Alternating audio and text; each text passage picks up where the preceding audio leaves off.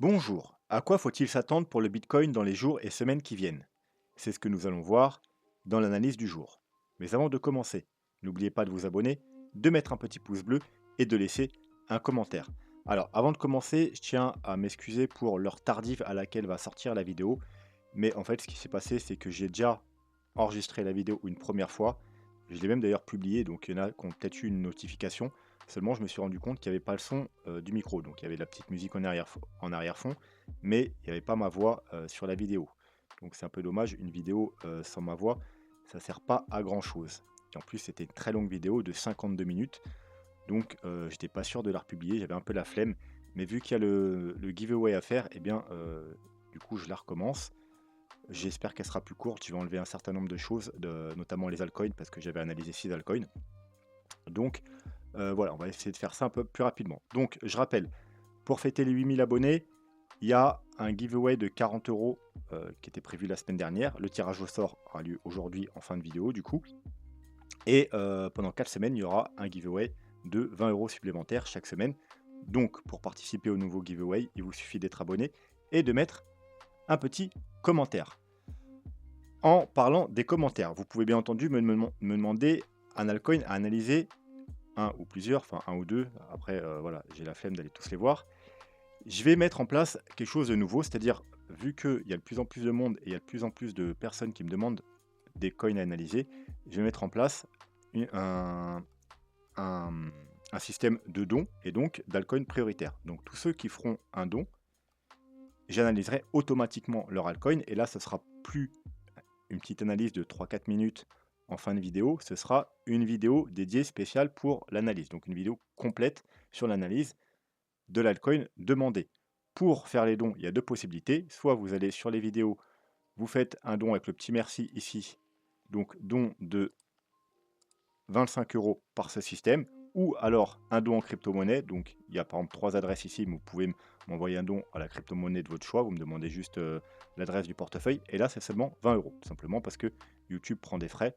Donc 20 euros par crypto, 25 euros par le petit système qui est rapide ici. Et j'analyserai automatiquement votre altcoin dans une vidéo dédiée. Voilà, une analyse complète.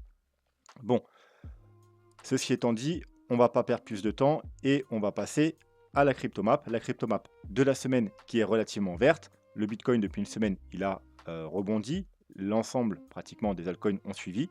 Et il y en a même qui se démarquent du lot, comme Rune avec un joli 29%, CAS 23, Tonne 47, BCH 18. Voilà. Puis il y a pas mal d'altcoins qu'on fait entre 10 et 20%. On ne va pas tous les nommer, mais globalement, la moyenne, ça doit tourner autour de 10%, je pense. Au niveau de la journée, c'est vert aussi, entre plus 5 et plus 10%. Et puis on a même EZEC qui nous fait un plus 12,7%. Et il n'y a que RLB là qui nous affiche un moins 8%. Le dollar. Alors, le dollar, pour commencer. Donc, comme prévu, petite réaction baissière. Alors, pour l'instant, c'est léger sur le gros niveau de résistance, c'est-à-dire, c'est tout simplement les 0,382 de toute la chute de Fibonacci.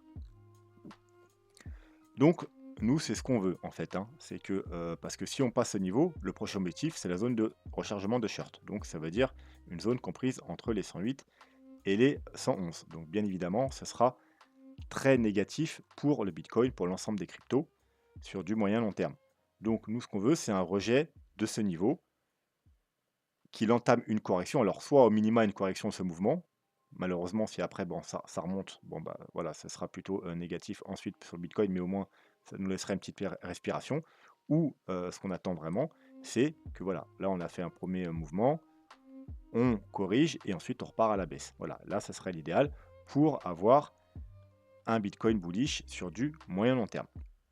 Quoi qu'il en soit, il y a un abonné qui m'a fait remarquer, il m'a envoyé un petit message sur Twitter, Nassim, donc merci Nassim, que en weekly, hop, on a le super trend qui était passé en vert. Alors, vous savez, en général, c'est bon signe quand le super trend. Alors, c'est du weekly en plus, il passe en vert, malheureusement. Pour nous, ça ne fait pas nos affaires. Alors, on va enlever le graphique. Voilà. On va se remettre en auto. Et vous pouvez voir que, alors on va pas faire tout l'historique parce que voilà, c'est pas comme le Bitcoin, il y a des dizaines d'années d'historique, mais en général, quand le super trend repasse en vert, après une forte tendance baissière, c'est plutôt bullish. Que ce soit ici, que ce soit ici, que ce soit ici. Ici, voilà, on a un petit, on va dire, fake out, enfin un petit fake out, un petit, un mauvais signal, voilà. Mais c'était pas vraiment après une tendance baissière puisque c'était, vous voyez, c'était sur un rebond. Là, ça a encore marché. Ici, pas trop. Mais la plupart du temps, on va dire que 8 fois sur 10, ça nous donne quand même une poursuite de la tendance haussière et des très légers rebonds. Alors voilà, de temps en temps, comme ici, en 2003, vous voyez, ça n'a pas marché. D'ailleurs, j'aimerais bien voir le retracement. Hop, on n'était même pas... Attendez, hop. On n'était même pas revenu chercher les 38,2, mais ouais. Donc, faut espérer que, comme les rares fois que ça se produit, ce soit un faux signal, parce que ça arrive, hein, ça arrive de temps en temps. Mais la plupart du temps, vous pouvez voir quand même que quand ça repasse dans le vert, eh bien, on a une poursuite de la hausse, on a un rebond assez important. Voilà, donc ça, c'est pas bon signe pour nous. Espérons seulement que, voilà, on soit dans le cas du on va dire c'est 20, le 20 des cas où c'est un faux signal et qu'on va rechuter, puis qu'ensuite qui repassera, dans le rouge. Voilà. Mais en tout cas, voilà, faut espérer que ça ne nous donne pas quelque chose comme ça. Sinon, ça veut dire que probablement on ira faire des nouveaux plus hauts et ça sera un peu cuit pour le bitcoin et les cryptos pour les mois à venir. Ceci étant dit, on va aller jeter un coup d'œil au CME, contrat futur pour les gaps. Donc rappelez-vous, la semaine dernière, on avait un nouveau gap ici, au 25 900 $. Il a été comblé, comme les trois quarts des gaps sont comblés dans la semaine. Donc on va s'enlever le niveau. Et ce coup-ci, on n'a pas de nouveau gap. Donc on va pouvoir passer tout de suite au Bitcoin. Donc le Bitcoin. Rappelez-vous, la dernière vidéo, on était ici, c'était vendredi. On a fait un pullback parfait sur le haut du range. Donc c'était un niveau pour ceux qui avaient un peu raté le train, surtout pour les traders, hein, pour prendre un petit trade. Et les objectifs, c'était toujours les mêmes. On avait cet objectif-là et cet objectif-là. Voilà. Donc d'ailleurs, comme je l'ai partagé sur Twitter, la target 2 atteinte, clôture du trade court terme. Donc rappelez-vous, on avait pris, enfin voilà, on avait pris, moi j'avais pris 3 trades ici, donc 2 sur le Bitcoin, 1 sur l'Ethereum. 2 long terme et un court terme pour profiter au cas où du mouvement haussier. Si jamais on n'avait pas trouvé un bottom ici, on devait aller faire des plus bas. Je voulais quand même profiter et prendre un trade court terme avec pour target 1 et 2 tout simplement parce que c'était des niveaux très importants. Alors je ne vais pas répéter pourquoi c'était des niveaux importants. Allez voir les vidéos précédentes pour ceux qui les ont loupés. Mais voilà, donc j'avais pris un TP de sécu ici, TP1 ici, donc 20% ici, 40% ici, et j'ai pris les derniers 40% sur la target finale. Le trade est clôturé. Voilà, trade qui a été pris au 25 191, donc voilà, ici. Les deux autres trades, j'ai pas touché, puisque c'est des trades long terme, au cas où on aurait trouvé un bottom ici. Voilà. Donc, la zone que je vous avais donnée, environ les 24 400, 24 500 $, que je dis, c'est une zone extrêmement importante. Pour l'instant, elle joue son rôle et on a une chute. Après, c'est normal. Les traders reconnaîtront cette zone et comme moi, ils vont prendre tout simplement leur profit. Donc c'est pas parce qu'on a un rejet qu'on va forcément redescendre tout en bas. Mais voilà, en tout cas, la zone a fait son job et pour l'instant, c'est un rejet. Donc, on va aller rappeler avant de passer à l'analyse long terme le plan Elliott Wave rapidement. Donc, je répète encore une fois, pour ceux, surtout pour les nouveaux, qui comprennent pas grand-chose aux vagues d'Elliott, il y a un petit tuto dans la partie tuto, tout simplement, playlist, tuto, et vous avez une vidéo très simple sur les vagues d'Elliott. Vous la trouvez également sous chaque vidéo. Voilà, donc elle n'est pas difficile à trouver. Sous chacune des vidéos, vous pouvez, hop, je vous montre, la trouver, elle est là, tuto vague d'Elliott. Donc on a une vague 1, une vague 2 qui se fait en flat.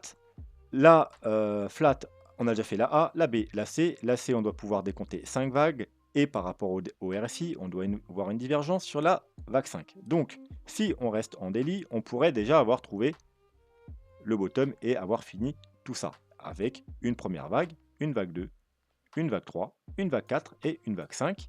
Donc 1, 2, 3, 4 et 5. Et on a bien une divergence sur la vague 5.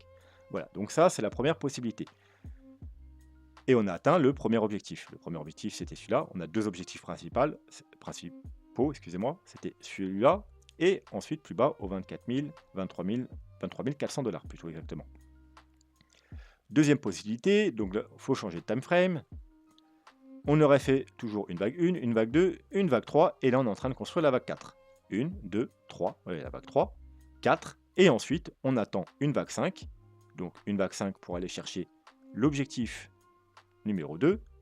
Et ensuite, ce qu'on voudra voir, c'est que le RSI également une divergence, c'est-à-dire faire un plus haut par rapport au bas qui a été trouvé au bas de la vague 3. Donc ça, c'est les deux possibilités. C'est pour ça qu'on avait dit, on cherche des achats ici, parce que c'est le premier objectif. Et si jamais ensuite on casse, on cherchera des achats ici. Voilà. Et la zone, normalement, de la vague 4, c'est ici. C'est tout simplement 0,382 au 0,65. Voilà.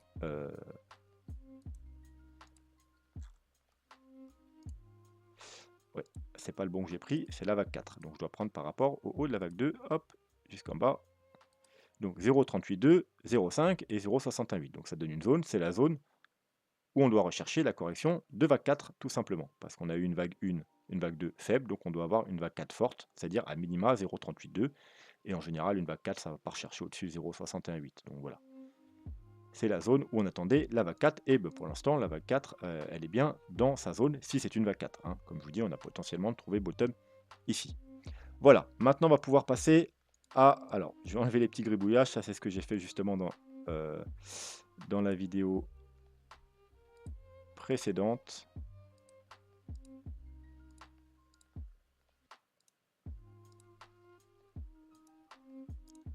Ok, donc graphiquement, on va juste parler de la petite trendline que j'ai rajoutée ici. Voilà, c'est une petite trendline court terme. On a du coup une petite résistance vers les 27 800 $. Et on verra que cette résistance qui est marquée par cette trendline, en fait, c'est vraiment, alors on l'a déjà vu, mais on va le répéter aujourd'hui avec les indicateurs, c'est vraiment une très grosse résistance et on va avoir beaucoup de mal à passer ce niveau. Voilà, c'est une zone, hein, c'est compris entre les 27 400 $ qu'on a déjà touché et les 28 000, voire même 28 300 $. Donc, pour ce faire, on va déjà aller voir le RSI et on va passer en weekly, bien entendu, puisque c'est analyse weekly. On va pas aller voir 36 000 indicateurs, hein, tout simplement parce que je sais qu'on voit trop d'indicateurs, ça vous perturbe un peu. Et en plus, comme je vous ai dit, je vais essayer de faire la vidéo un peu courte parce que il est presque minuit déjà. Et voilà, j'ai déjà enregistré presque 1 heure de vidéo tout à l'heure. Donc je commence à être un petit peu fatigué. Bref, je vais remettre tout ce qu'il faut en place pour le RSI. Hop là. Et également ceci. Voilà. Donc, on a trois choses importantes. C'est, bon, on a une petite trendline baissière, on a la moyenne mobile du RSI, et on a le niveau très important en weekly, vous savez, c'est le niveau des 50, c'est tout simplement le niveau qui délimite un peu les périodes de bull run et de bear market. Lorsqu'on est au-dessus, on est en bull run, lorsqu'on est en dessous, on est en bear market. Au-dessus, on est en bull run et en général, elle fait support. Alors, de temps en temps, il peut y avoir des petits fake out, hein, que ce soit à la hausse ou à la baisse. Et qu'on repasse en dessous, bear market, on repasse au-dessus, bull run, voilà, etc., etc. Donc, bear market, on était en dessous, bull run, on est au-dessus, elle sert de support. Et en général, c'est des bons moments pour acheter, quoi. Que ce soit là, que ce soit là, que ce soit là. Vous voyez, c'était les bottoms. Seulement, on est passé en dessous. Donc, on repasse en territoire de bear market. Alors, comme on avait dit, c'est pas très grave. De temps en temps, ça arrive que d'un côté ou d'un autre, il y a des petits fake out. Donc, on attendait un pullback, on prévoyait un pullback, et on s'était dit, eh bien, le pullback, ce sera à peu près, ce sera le niveau clé. Ça veut dire, soit c'est vraiment un pullback pour repartir plus bas, et du coup, si ça arrive lorsqu'on recasse ce niveau, eh bien, bon, c'est un peu la fin des haricots, puisqu'on validera en fait euh, le territoire du bear market, ou au contraire, si après le pullback on réintègre, bah, ça sera juste un fake out et c'est plutôt bullish. Donc, c'est toujours valable. On arrive justement sur ce fameux pullback. Et en plus, on a deux autres niveaux qui s'additionnent au niveau 50 pour renforcer cette résistance. Donc, ça ne va pas être facile de passer. C'est-à-dire, on a la moyenne mobile, ici, du RSI. Et pareil, vous voyez, quand on repasse au-dessus, en général, c'est plutôt beau signe. Et quand on repasse en dessous, c'est plutôt bearish. Donc, vous voyez qu'en plus, elle descend. Donc, elle va venir rejoindre ce niveau-là. Et on a la trendline qui est quasiment au même niveau. En gros, vous voyez que là, ici, on a une petite zone entre les 50 et les 53, 54. Voilà, triple résistance, trendline, moyenne mobile et le niveau qui délimite un peu les bull run et les bear market. Ça va être difficile de passer. Si on passe, c'est extrêmement bullish, bien entendu. On valide le fake out et on valide la cassure de toute cette résistance. Si par contre on est rejeté et qu'on recasse ce niveau, malheureusement, on risque d'aller beaucoup plus bas et peut-être sur une période beaucoup plus longue. Ça, c'était sur le RSI. On va passer maintenant au MACD. Alors, MACD, quand je dis MACD, c'est bien entendu, on a toujours le MACD et le stock RSI ensemble. Je les prends toujours ensemble, ils sont bien complémentaires. Donc, on a un croisement bullish du stock RSI en zone de survente. Je précise en zone de survente parce que les croisements qui ne s'effectuent pas en zone de survente, ils sont moins importants. Donc les plus importants, que ce soit en haut ou en bas, hein, les croisements bearish ou bullish, c'est ceux qui se font en zone de surachat ou de survente.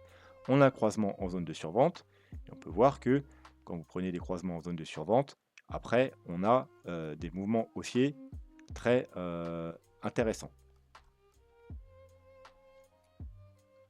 Ça nous donne des forts mouvements haussiers. Mais pour valider ce croisement, bien évidemment, il faut repasser au-dessus de la zone de survente. Hein.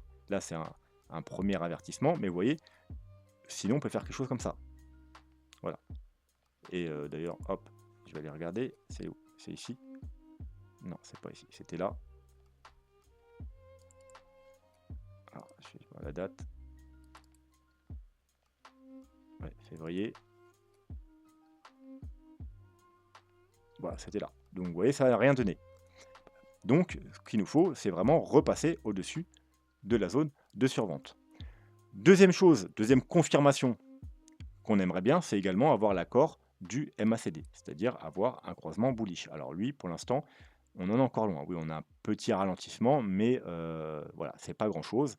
On a deux petites bougies roses, c'est-à-dire, vous voyez, là, rouge, rouge, rouge, là, ça commence, voilà, un ralentissement de la chute, mais il n'y a encore rien. Voilà. Si on a ces deux confirmations, eh bien, il faut s'attendre à un gros mouvement haussier par la suite. Alors, pour ceux qui veulent pas... Alors, ça, c'est surtout pour les personnes qui veulent pas chercher à trouver un point bas et qui veulent attendre des confirmations. Voilà, c'est un bon indicateur. Alors, vous pouvez l'additionner au RSI avec les confirmations qu'on a vues juste avant. Ceux qui veulent être un peu plus agressifs, vous descendez de time frame parce que, alors c'est vrai que le daily, j'aime pas trop, il est vraiment, voilà, il y a vraiment trop de volatilité sur le daily, mais le 3 jours est également assez pertinent. Bien entendu, il y a un peu plus de fake out qu'en weekly, mais il est assez pertinent. On a également un stock RSI qui a croisé bullish et qui est plus proche d'avoir sa confirmation. Le MACD, pareil. Il est également plus proche d'avoir sa confirmation. Mais encore une fois, ce n'est pas encore fait. Bien entendu, si on casse là les niveaux des 28 000 $, la trendline, eh bien sûrement qu'on aura les confirmations en 3 jours et probablement également les confirmations sur le RSI. Donc ça peut être un bon moment pour entrer pour ceux qui attendent des confirmations. Les moyennes mobiles. On va enlever le graphique pour y voir un peu plus clair. Donc, on est venu pullback, bien entendu, sur la moyenne mobile. Alors, on est en 3 jours. Bon, c'est pas grave, on va rester en 3 jours. Sur la moyenne mobile 100, on l'avait vu, c'était un très bon niveau de support. Maintenant, voilà, il y a de grosses résistances. Hein, donc, elle commence au 26 800, elle termine au 27 900, encore une fois, la zone des 28 000 $. Là, on vient de passer, alors hein, les 3 jours, c'est pas du tout clôturé, au-dessus de la moyenne mobile 200.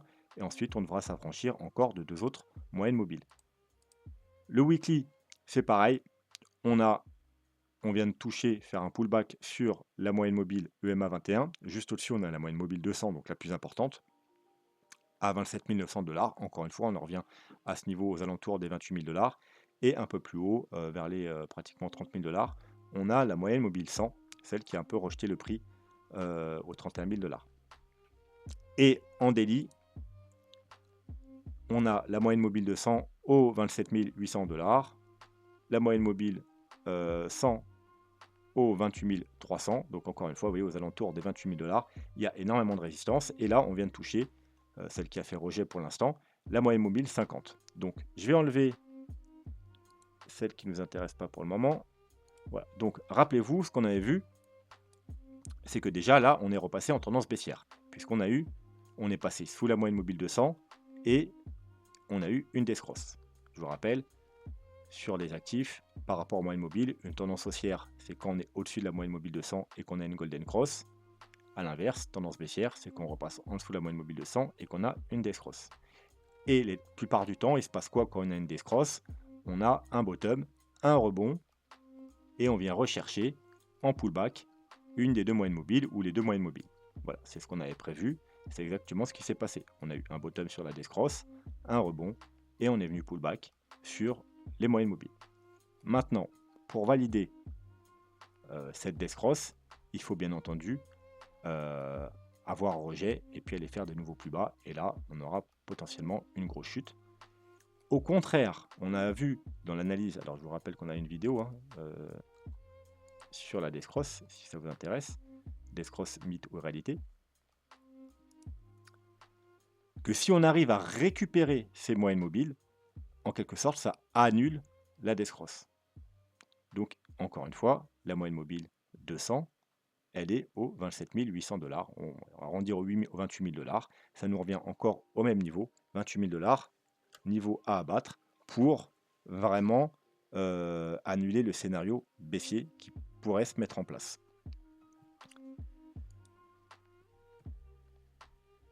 Gaussian Channel, rapidement, on va aller faire un tour du Gaussian Channel. Si je le trouve, bien entendu. Hop là, il y a le petit Gaussian Channel. Et en weekly, c'est ce qui nous intéresse. Donc, je rappelle le Gaussian Channel, il a des périodes en vert, il a des périodes en rouge. En général, quand on pénètre dans le canal, eh bien, on a une validation, on a un bear market et on ne ressort pas au moins avant une bonne année, voire un an et demi, comme ici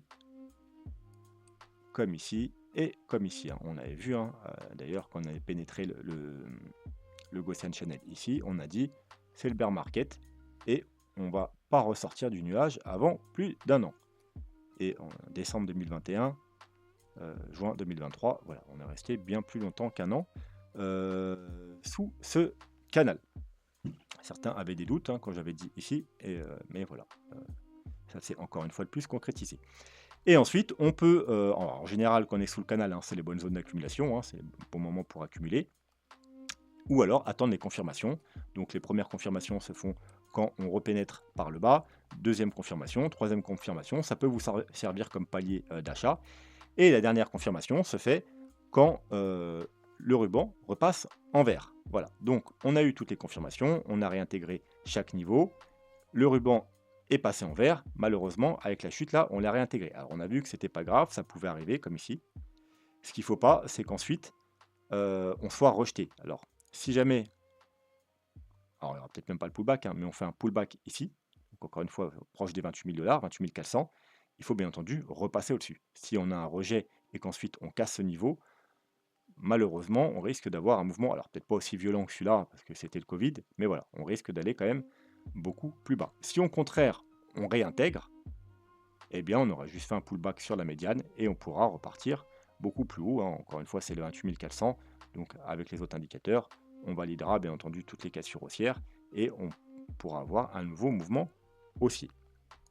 On va donc aller voir Ichimoku pour terminer les indicateurs.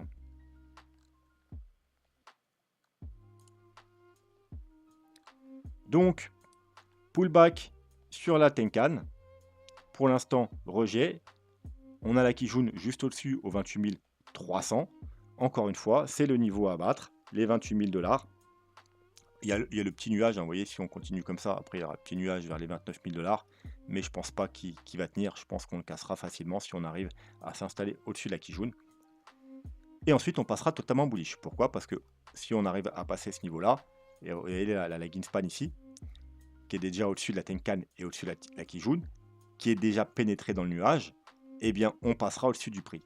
Alors oui, après, certes, au bout d'un moment, il faudra qu'elle ressorte du nuage, mais voilà, ça, c'est pas très important. Une lagging span dans le nuage, c'est pas important. L'important, c'est que le prix soit au-dessus de la Tenkan, de la Kijun et du nuage, et qu'on a la lagging span au-dessus de la Kijun, de la Tenkan et du prix. Et on sera à 90% bullish. Pour ce faire, encore une fois, il faut casser les 28 000 $. Bon, exactement les 28 300 $. Après, il y aura un dernier petit effort à faire pour sortir du nuage, mais je pense que ça se fera assez facilement. Nuage qui, justement, avait parfaitement, vous voyez, rejeté le prix au dollar près, hein, ici même. Et donc, on n'a pas pu valider la tendance haussière long terme par rapport à Ishimoku, puisqu'on était au-dessus de la Tenkan et la Kijun, mais toujours dans le nuage. Si on serait sorti par le haut, on aurait pu valider la tendance haussière. Malheureusement, le nuage, il a rejeté.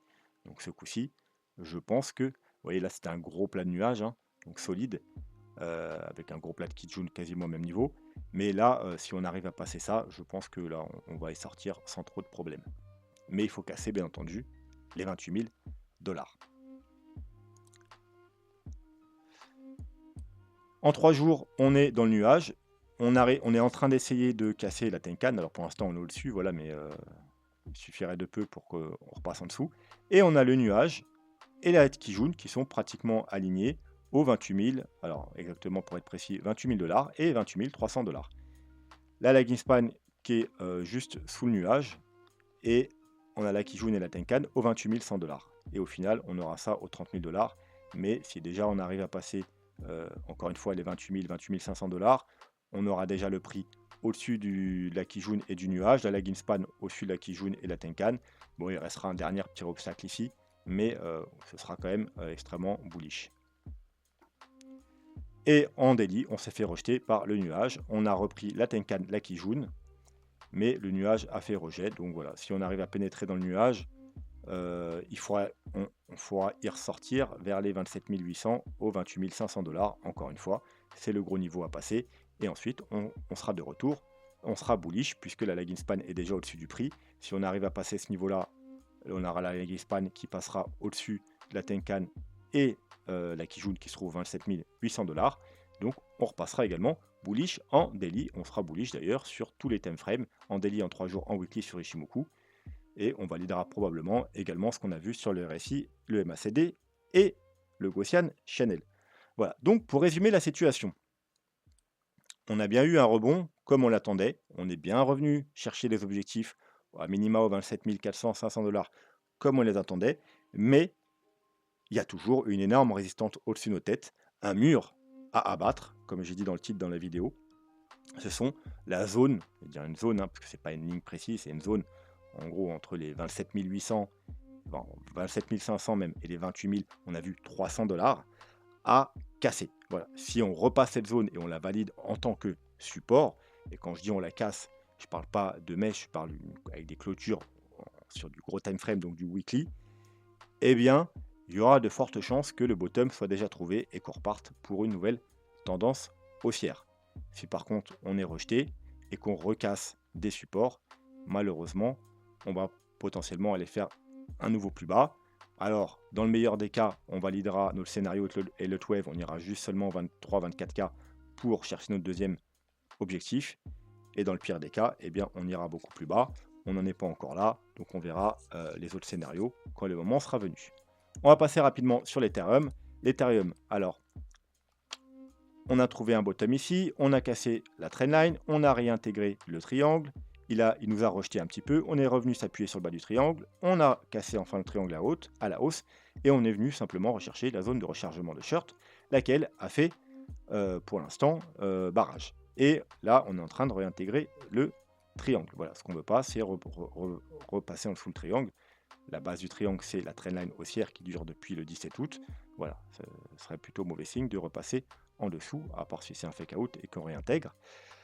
À l'opposé, ce qu'on veut, c'est tout simplement bah, déjà passer cette zone de rechargement de shirt et en même temps passer cette petite ligne blanche qui est au final une ligne pas si petite que ça parce que c'est une trendline importante qui traîne depuis le mois de juin 2022. Donc ça fait quand même pas mal de temps, ça fait plus d'un an qu'elle faisait support. Là, on l'a cassée à la baisse, donc ce qu'on veut, c'est rapidement la réintégrer. Voilà, ça c'est pour l'Ethereum. Alors, je vais pas refaire tous les altcoins que j'avais analysés du coup dans la première vidéo. J'avais analysé Matic, Elo, Dot, Atom, Caps, Ordi et un dernier, je sais plus c'est lequel. Mais du coup, je les analyserai bah, dans la semaine, voilà, si je peux. Et on va. Et oui, et j'avais aussi analysé MNV. MNV, c'est Morpheus. Voilà, donc vous inquiétez pas, je les analyserai dans la semaine. On va se contenter d'aller faire un petit tour sur le cap, tout simplement, parce qu'il nous a validé une sortie haussière. Alors rappelez-vous, je vous avais donné deux niveaux d'achat, la cassure de la trendline jaune, mince, pour les plus agressifs, donc au 13, au 0013, et la cassure pour les plus prudents de ce niveau au 0014. Je vous l'avais rappelé le jour même sur Twitter. Tac, tac. Parce que je sais que des fois vous oubliez les niveaux que je vous donne. Donc voilà, le 8 septembre, donc il y a 10 jours, je vous l'avais rappelé, on était justement parfaitement sur la ligne ici, au 0,14, et pas trop loin d'avoir un croisement bullish. Donc, on a bien cassé, et même en prenant à partir d'ici, au plus haut, il y a eu quand même une petite hausse de 55%. Donc les traders, bien joué à ceux qui ont pris un petit trade. Les investisseurs, bah, vous êtes dans un bon niveau d'achat aussi si vous êtes entré ici. Alors maintenant, il y a deux possibilités pour les investisseurs. Les traders, vous faites comme vous voulez, hein, vous prenez vos profits. Voilà, on est arrivé dans une zone importante ici. Hein. Il y a un niveau important ici. Ouais, c'est même un niveau important ici. Voilà. Vous voyez, ici, il y a un niveau important qui a fait support, résistance. Donc là, moi, c'est là où j'aurais pris mes profits. D'ailleurs, vous voyez là, qu'on est arrivé là, on a eu un fort rejet. Et ensuite, là, on a fait une grande mèche. Et regardez où elle a clôturé, encore une fois, sur ce niveau. Donc, c'est un niveau important. D'ailleurs, si jamais on fait un pullback dessus et qu'on repart, voilà, ça peut être bon pour rentrer, pour ceux qui veulent rentrer. Mais voilà. Tout ça pour dire, les investisseurs, si vous êtes entrés là, vous avez deux possibilités. Hein. Soit vous faites votre vrai rôle d'investisseur, c'est-à-dire pas de stop loss, et si on devait aller plus bas, eh ben, vous rachèterez plus bas sur d'autres confirmations. Ou alors, bah, vous mettez un stop ici, tout simplement, et bah, ça fait pas non plus ceux qui sont rentrés ici, ça fait voilà, ça nous fait quoi? Du 15%. Vous voyez, c'est pas énorme, une perte de 15%. Si ça peut vous éviter d'aller beaucoup plus bas, surtout que vous voyez que quand ça monte, ça peut monter très vite. Hein. Là, en quelques jours, on est monté, comme je vous dis, de plus de 50%, donc 15%, vous voyez, sur un actif comme ça, c'est vraiment pas énorme. C'est vous qui voyez.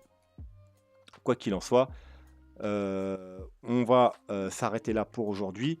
Je vais juste aller, bien entendu, faire le tirage au sort pour les gagnants de la semaine dernière, donc des 40$. Cette semaine, du coup, et les 3 semaines prochaines, il y aura 20$ chaque semaine. Pour participer, je vous rappelle, un petit commentaire. Il faut être abonné et laisser un commentaire. Donc, j'ai pris la vidéo. Ah oui, et je tirais une vidéo au sort. Donc, enfin, au sort. Je choisis une vidéo. J'ai choisi justement cette fameuse vidéo sur la Death Cross. Et il y avait 52 commentaires qui étaient valides. Ça veut dire qui étaient abonnés et qui n'étaient pas en double. Hein. Ça marche pas. Hein. N'essayez pas de laisser 3 ou 4 commentaires, vous n'aurez pas plus de chance. Hein. Je prends que un commentaire par personne et les personnes qui sont abonnées, c'est-à-dire qu'il y a 52 personnes qui sont à même de participer au tirage au sort. Voilà, ceci étant dit, c'est parti.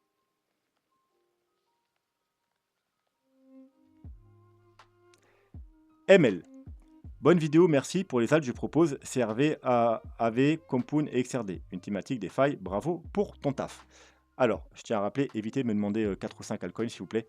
1 ou 2, c'est largement suffisant. Et ben, bien, bravo à toi, ML. Donc, tu as gagné 40$ dans la crypto de ton choix. Alors, le plus simple, c'est que sous ton commentaire, justement, sur la vidéo de la Death Cross, tu me envoies une adresse d'une crypto de ton choix. Alors évite, alors je sais pas les frais en ce moment, mais genre souvent Bitcoin et Ethereum, de temps en temps, ils ont des gros frais, hein. Donc si c'est pour payer 20 balles de frais pour 40 euros, ça vaut pas trop le coup. Donc voilà, donne-moi une crypto où il n'y a pas trop de frais dessus. Tu me laisses l'adresse et je t'envoie ça dès que tu as répondu sous ton commentaire. Si jamais tu réponds pas dans quelques jours, tu n'es pas là ou tu regardes plus les vidéos, je sais pas, je ferai gagner quelqu'un d'autre et la personne qui gagnera, c'est tout simplement la personne, et oui, parce que j'avais tiré au sort quelqu'un dans la première vidéo que j'ai fait ce soir, mais du coup, je peux pas, pouvais pas vous dire oui, oui, lui il a gagné, sinon, bien entendu, vous allez me dire ouais, c'est de la triche, machin, on n'a pas vu. Voilà, donc j'étais obligé de refaire un tirage au sort. Mais il y avait déjà une personne qui avait gagné tout à l'heure, donc si toi, par exemple, eh ben, euh, tu te fais pas reconnaître, eh bien, je récompenserai la personne qui avait gagné préalablement. Alors, je vais pas dire son nom parce que sinon, elle va être cette personne-là, elle va être dégoûtée. Elle va se dire merde, j'avais gagné et finalement, j'ai pas gagné. Voilà. Donc, si jamais tu ne, tu ne me réponds pas, tu ne mets pas un commentaire dans les jours qui viennent, hein, c'est pas pressé, hein, c'est quelques jours, eh bien voilà, je ferai gagner, j'avertirai l'autre personne, en vidéo d'ailleurs, et ce sera cette personne-là qui aura les 40 euros. Voilà, sur ce, je vous souhaite une très bonne soirée. J'espère que la vidéo, ce coup-ci, elle est enregistrée. Alors je vais regarder. Ouais, il me semble que là, le micro, il bouge, donc ça va. On aura sûrement le son. Voilà, je répète, je vous souhaite une bonne soirée et je vous dis à demain. Tchuss.